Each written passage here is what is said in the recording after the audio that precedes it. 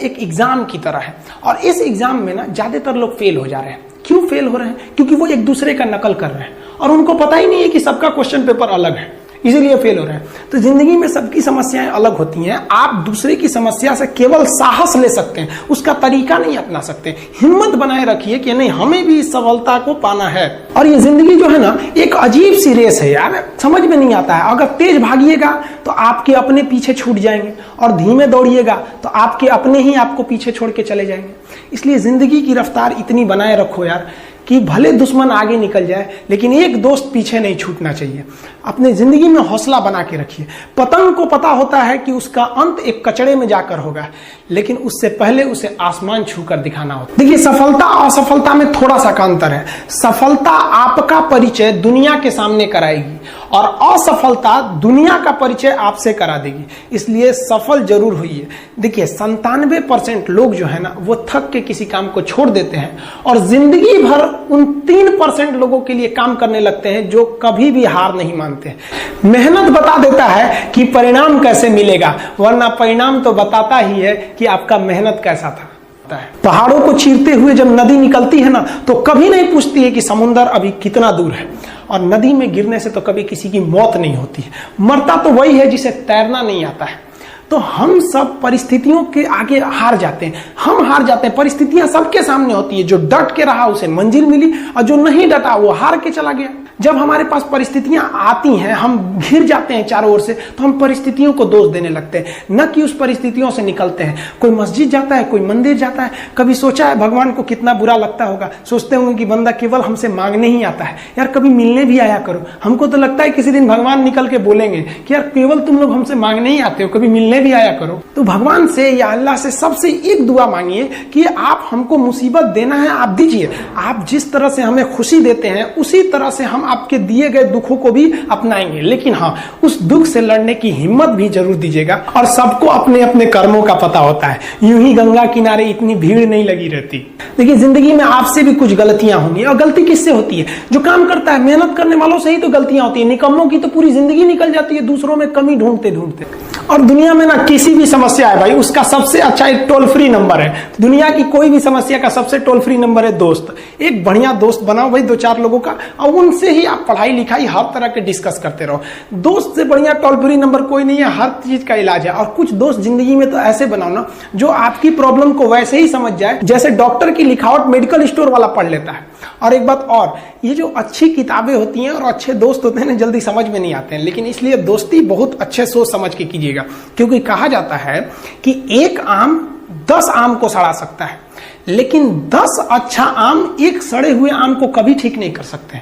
इसलिए अगर आपको कोई आपके सर्किल में, कोई आपके करियर में कोई बाधा आता है तो तुरंत बाहर कीजिए, उनसे कोई इग्नोर मत कीजिए। और यार अगर आपको दिल लगाना ही है तो किताबों से लगाओ ना यार। बेवफा भी निकलेगी तो मुकद्दर बना के जाएगी। दिन ना सबके लिए 24 घंटा का होता है। ऐसा नहीं है कि आपको अलग से वक्त मिलेगा, लेकिन इसी 24 घंटे में किसी को प्यार करके पति बनने का शौक है तो किसी को मेहनत करके करोड़पति बनने का शौक है। तो आप डिसाइड करिए आपको क्या बनना है। क्योंकि बरसों बाद जब लोग ये मिलेंगे ना आपसे, तो ये नहीं पूछेंगे कि कितनी गर्लफ्रेंड है, लोग पूछेंगे कमाता कितना है, हैसियत कितनी है तुम्हारी। ये दुनिया का उसूल है कि लोग कभी भी आपसे खैरियत नहीं, आपकी हैसियत पूछते हैं। लोग एक दूसरे से वादा करते हैं कि तुम्हारा जिंदगी भर साथ निभाएंगे, कोई किसी का साथ नहीं निभाता है। लोग अर्थी और जनाजा भी ले जाते हैं ना 2 कदम, तो कंधे बदल बदल के ले जाते हैं, जबकि पता है कि आखिरी मुलाकात है। और लोग यहाँ कंधा बदल बदल के ले जा रहे हैं और लोग वादे कर रहे हैं कि जिंदगी भर साथ निभाएंगे, कोई साथ नहीं निभाता है। देखिए, जीवन में ना अपने अंदर से अहंकार बिल्कुल निकाल दीजिएगा। अहंकार बहुत ही खराब चीज है। कहते हैं कि अहंकार में इंसान को इंसान नहीं दिखता, छत पे चढ़ जाओ तो खुद का मकान नहीं दिखता। अहंकार नहीं करना चाहिए। छत को बहुत गुरूर था छत होने का, एक मंजिल और बनी और छत फर्श हो गया। अहंकार कभी नहीं कीजिएगा। तूफान ज्यादा होती है तो कश्ती डूब जाती है, और घमंड ज्यादा हो जाती है तो हस्ती डूब जाती है। जिस दिन आपको घमंड होने लगे ना अपने आप के ऊपर कि हम बहुत बड़े हो गए हैं, हम बहुत पढ़ लिए हैं, हम बहुत सक्सेसफुल मैन हो गए, हम बहुत बड़े बिजनेसमैन, हम बहुत, मतलब जिस दिन आपको घमंड हो गया ना, उस दिन आप शमशान घाट में जाके देखिएगा आपसे नायाब लोग, आपसे अच्छे अच्छे लोग वहां खाक बन गए।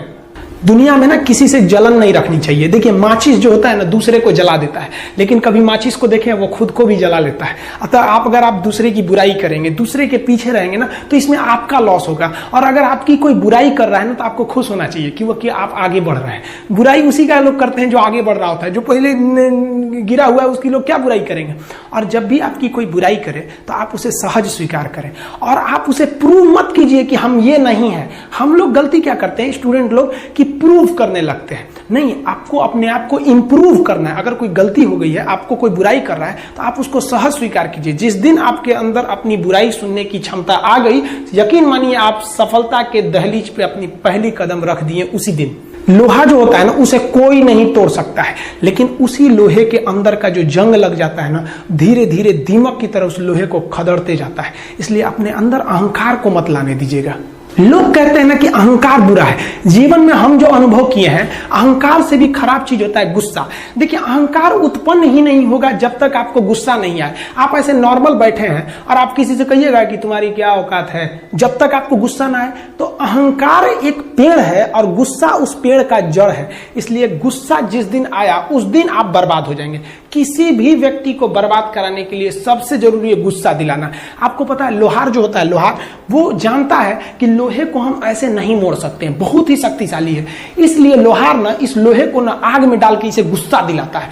जब ये गुस्से से लाल हो जाता है ना, तो जहां गुस्सा आया आप अपनी ताकत खो देते हैं। और ये लोहा अपनी ताकत खो देता है और एक मामूली हथौड़े के चोट से लोहा मुड़ जाता है। तो जिस दिन आपको गुस्सा आ गया, समझ जाइए कि आप अपनी ताकत खो रहे हैं। कुछ लोगों को लगता है कि उनके पिताजी बहुत पहुंच वाले हैं, दादाजी बहुत पहुंच वाले हैं, तो उनकी बदौलत हमें कोई काम मिल जाएगा, कोई जॉब मिल जाएगा। तो कोई ये बहुत बड़ी बात नहीं है।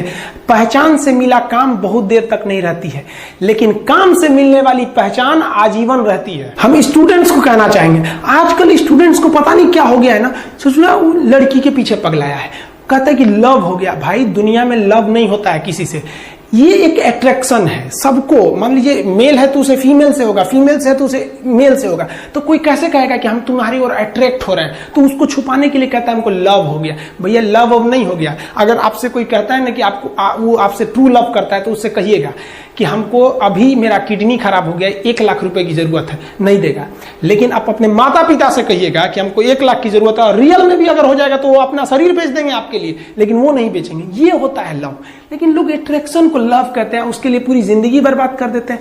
ये सब बाबू गलत चीज है। जो आप अपना देखिए, आप अपना करियर छोड़ के अगर इस सब चीज में जाइएगा तो पूरी लाइफ बर्बाद हो जाएगी।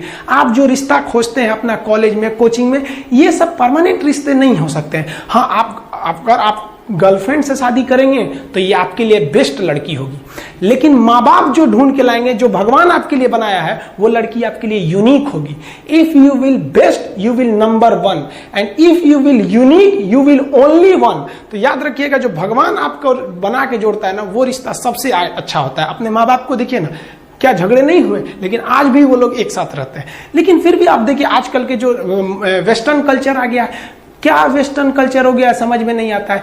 प्यार और छोहाड़ा, इसकी जिंदगी ना 1 साल होती है, 1 साल में ही खराब हो जाता है। ये वेस्टर्न कल्चर है, हमारी भारत की संस्कृति नहीं है। हम गर्व करते हैं, हमें अहंकार है, हमें गुरूर है अपने भारत की संस्कृति पर। जहां एक छोटी सी बच्ची भी गुड़िया खरीदती है ना, तो उसके लिए दुपट्टा खरीदती है।